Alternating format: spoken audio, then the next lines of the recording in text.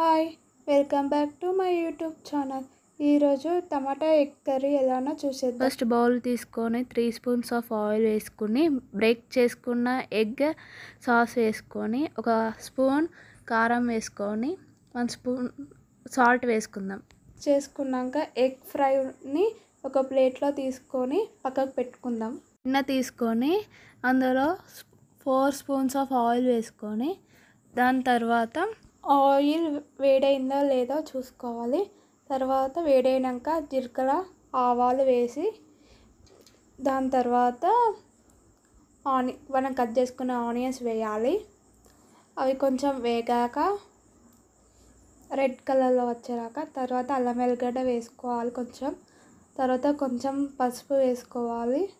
తర్వాత బాగా మిక్స్ చేసుకోవాలి దాన్ని.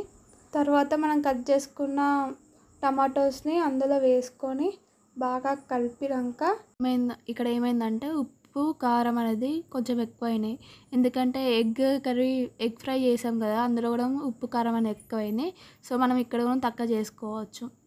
దాకా మిక్స్ చేసుకున్నాం. తర్వాత ఎగ్ ఫ్రైని చేసుకున్న దాన్ని అందులో వేసుకొని బాగా మిక్స్ చేసుకున్నాం.